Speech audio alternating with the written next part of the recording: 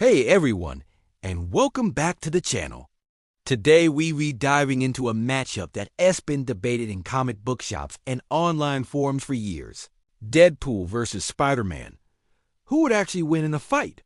It's the merc with a mouth against your friendly neighborhood Spider-Man. A battle of regeneration versus responsibility, of chaos versus conscience. This is way more than just a simple brawl. It's a clash of personalities, powers, and philosophies. So grab your chimichangas and your web shooters because we're about to break it down round by round. Let's start with the web slinger himself, Peter Parker. Spider-Man isn't just strong. He's incredibly agile, with reflexes that are off the charts thanks to his spider sense. This precognitive danger sense is a massive advantage. It allows him to dodge bullets, punches, and pretty much anything else thrown his way before it even happens. He's a genius-level intellect who designed his own web shooters, which are versatile tools for combat, trapping, and traversal. Plus, his superhuman strength allows him to lift cars and trade blows with some of the heaviest hitters in the Marvel Universe. He's fast, he's smart, and he's got a powerful sense of morality that fuels his every move. Don't underestimate the power of a hero who will never ever give up. Now, let's just talk about the guy in the red and black suit who is unafraid to break a few rules, and the fourth wall. Wade Wilson, aka Deadpool. His primary power, and the one everyone knows, is his insane healing factor. It's on a whole other level compared to most other characters. He can regenerate from almost any injury, even regrowing limbs or his entire head. This makes him virtually impossible to put down permanently. Deadpool is also a master of multiple martial arts and an expert marksman. He carries an arsenal of katanas, guns, and explosives, and he knows how to use them with deadly precision. But his most unpredictable weapon is his mind. His constant chatter, jokes, and fourth wall breaks are designed to annoy and distract his opponents, throwing them completely off their game. He's a chaotic force of nature. So, let's set the stage for our first hypothetical fight. Imagine they meet in the middle of Times Square. No prep time, just a random encounter. Spider-Man's spider sense will go wild immediately, alerting him to Deadpool's threat. Spidey's initial strategy will be to use his speed and agility to disarm Wade. He'd web up his guns, dodge his sword strikes, and try to incapacitate him with webs without causing serious harm. That's his style. He'd land plenty of hits, probably knocking Deadpool around quite a bit. But here's the problem. Every punch Spidey lands, Deadpool just gets back up from. Every web cocoon Wade gets trapped in, he can eventually cut his way out of. The sheer frustration for Spider-Man would be immense. He's used to his opponent staying down when he hits them. Meanwhile, Deadpool will be having the time of his life. He'd be cracking jokes about Peter's costume, his love life, his great power, great responsibility mantra. This isn't just for fun. It's a psychological tactic. Deadpool knows he can't outspeed or outmaneuver Spider-Man in a straightforward fight, so he has to get inside his head. He pushed all of Peter's buttons, trying to make him angry and reckless. An angry Spider-Man makes mistakes. Deadpool might even mention Uncle Ben or Gwen Stacy, crossing lines that no other villain would. This constant mental assault, combined with his inability to be put down, would start to wear Spider-Man out, both physically and emotionally.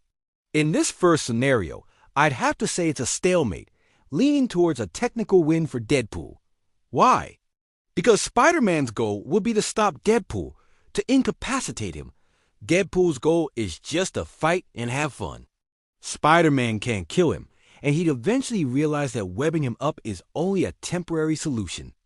Deadpool could keep the fight going indefinitely until Spidey, exhausted and mentally drained, is forced to retreat to find a better solution.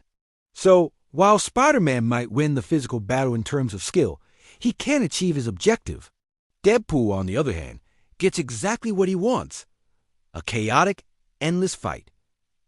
But what if we change the circumstances? Let's say both characters get 1 week of prep time. This changes everything, and it swings the advantage heavily in favor of Spider-Man. Peter Parker is a scientific genius. With a week to prepare for a fight against a guy who can regenerate, Peter would go straight to the lab. He wouldn't be thinking about bigger punches. He'd be thinking about a chemical or technological solution. He could develop specialized web fluid, perhaps something that hardens into a material Wade can't cut through, or a chemical agent that temporarily neutralizes his healing factor. He could design a device to disrupt Deadpool's brainwaves, maybe even silencing his inner monologue for a bit. Imagine a quiet Deadpool. Peter is a master strategist when he has time to think. Deadpool with prep time is a wild card. What would he even do? He might spend the week stocking up on more ridiculous weapons, like a cannon that shoots rubber chickens or a bazooka full of glitter. He might try to gather intel on Spider-Man, but his methods would be chaotic and unpredictable. He could spend the entire week just planning the perfect entrance. His prep is more about maximizing chaos than creating a foolproof plan. He's not a strategist in the same way Peter is. He's an improviser. While he might come up with some clever traps, they likely wouldn't be enough to counter a scientifically prepared Spider-Man. So, in a battle with prep time, Spider-Man takes the win. He would arrive with a specific non-lethal tool designed to neutralize Deadpool's selling factor, or completely restrain him in a way he can't escape. He'd likely still have to endure the jokes and the taunts, but this time, he'd have an ace up his sleeve. Once the healing factor is out of the picture, Deadpool is just a skilled mercenary. And a skilled mercenary is no match for the raw power, speed, and spider sense of Spider-Man. Peter would cleanly and efficiently end the fight. Now for the ultimate question. What if they had to fight with no morals? A bloodlusted Spider-Man versus a bloodlusted Deadpool. This is a dark scenario, but it's one we have to consider. A morals off Deadpool is, well, pretty much just regular Deadpool. He's already willing to do whatever it takes to win. The real change here is Spider-Man. A Spider-Man who isn't holding back is one of the most terrifying forces in the Marvel Universe. He wouldn't be pulling his punches. He would use his strength, which is sufficient to shatter concrete to its full extent. His speed would be used not just to dodge, but to deliver hundreds of devastating blows in seconds. In this scenario, Spider-Man would tear Deadpool apart. Literally, he's strong enough and fast enough to rip Wade limb from limb. The healing factor would still be a problem, but a bloodlusted Spidey wouldn't stop. He would keep incapacitating Deadpool over and over again. He could web him up entirely, suffocating him or simply dismember him and scatter to pieces. It's gruesome, but that's what a morals-off fight entails. Deadpool's main advantages, his psychological warfare, and his ability to outlast a moral opponent become useless. A bloodlusted Spider-Man doesn't care about jokes, and he's not trying to just stop him anymore. He's trying to end him. So, let's tally the score. In a random encounter, it's a messy stalemate, but Deadpool achieves his goals while Spider-Man doesn't. With prep time, Spider-Man's genius intellect gives him a decisive victory. And in a morals-off fight, a terrifyingly powerful Spider-Man wins by a landslide. Ultimately, the winner of this epic matchup really depends on the rules of the fight. But one thing is for sure.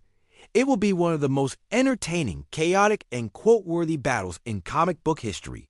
Who do you think would win? Do you agree with my breakdown? Let me know your thoughts in the comments below. I'd love to hear your take on this classic debate. Thanks for watching, and if you enjoyed this video, don't forget to hit that like button and subscribe for more nerdy deep dives. See you in the next one.